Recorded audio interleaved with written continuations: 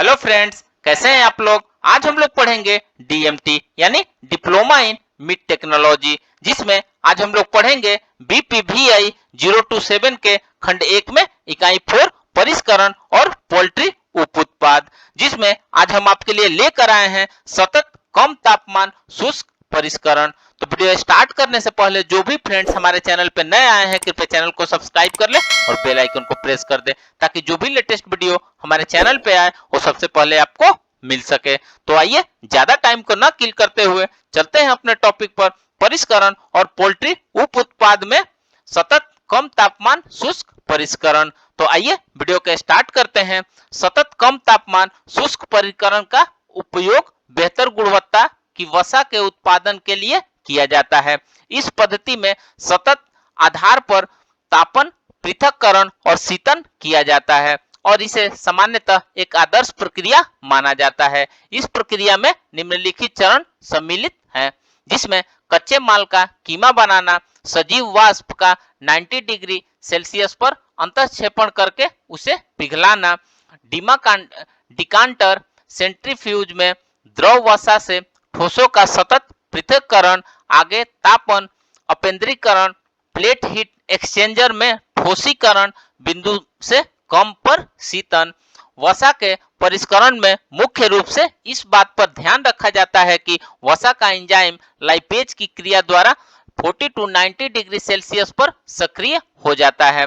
वसा अम्लों और ग्लिसराइड में विघटन न हो सके 60 डिग्री सेल्सियस से अधिक पर लाइपेज निष्क्रिय हो जाता है।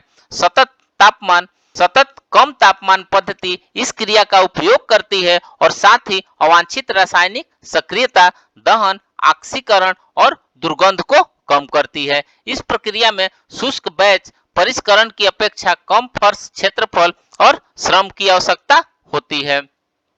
सतत कम तापमान पर शुष्क परिष्करण की हानि यह है कि इस प्रक्रिया में बाल और ऊन जल अपघटित नहीं होते हैं, क्योंकि प्रेशर कुकर द्वारा निर्जमीकरण नहीं किया जाता है।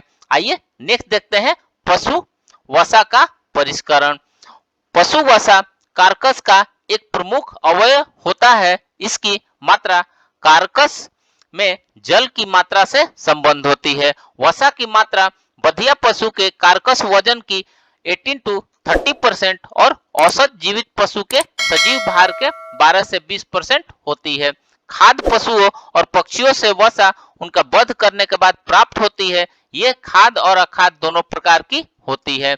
गाय और सुअर से अधिक मात्रा में वसा प्राप्त होती है, जबकि भेड़ और बकरी के से अपेक्षाकृत कम मात्रा मिलती है। वसा को मुख्यतः निम्न में वर्गीकृत किया जाता है, जैसे किलिंग फैट्स जिसे पशुओं के वध के समय उतारा जाता है, कटिंग फैट्स जिसे कार्कस से तब निकाला जाता है जब उन्हें चिलर से बाहर निकलते हैं। किलिंग फैट्स और कटिंग फैट्स का उपयोग खाने के उद्देश्य से लॉर्ड और टैलो बनाने के लिए किया जाता है।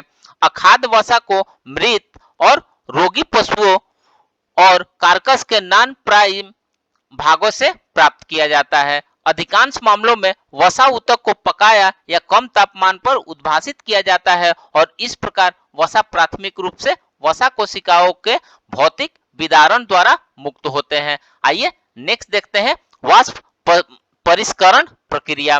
वाष्प परिष्करण प्रक्रिया सबसे प्रचलित प्रक्रिया है, जिसमें वसा ऊतक को बड़ी टंकी में भरा जाता है, जिसका तला शंक्वाकार होता है। सजीव वाष्प को अंतःक्षेपित किया जाता है और परिष्करण दाब के तहत किया जाता है, जिससे पकाने के समय को कम किया जा सके। पूर्ण प्रसंस्करण के बाद दाब को धीरे धीरे मुक्त किया जाता है और पिंड के तली में बैठ जाने के बाद संबंध जल को बाहर निकाला जाता है।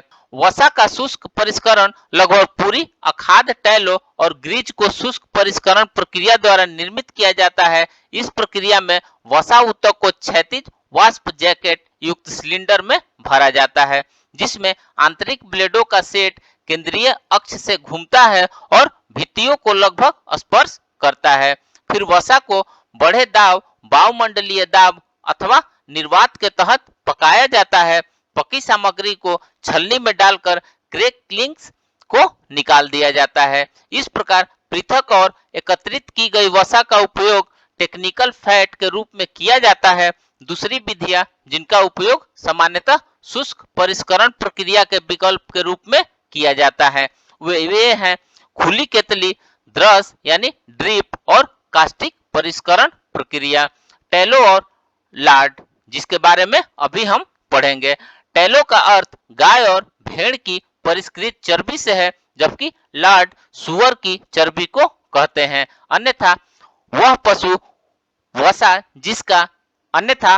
पशु वसा जिसका टाइटर 40 डिग्री सेल्सियस से अधिक होता है उसे टैलो, और जिस वसा का टाइटर कम होता है उसे लॉर्ड कहते हैं।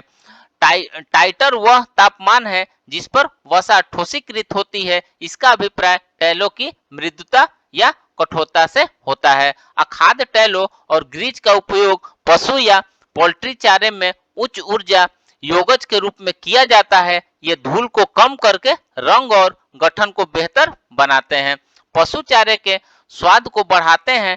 टैलो के वसा अम्लों का उपयोग औद्योगिक रसायनों जैसे अपघर्षकों, स्नेह को, सेविंग क्रीम, मोमबत्ती, सीमेंट, योगजों, सफाई कर्म को, सौंदर्य प्रसाधनों और पेंट पॉलिश, अपमार्जकों, साबुन, प्लास्टिक, छपाई की स्याही इत्र आदि में किया जाता है।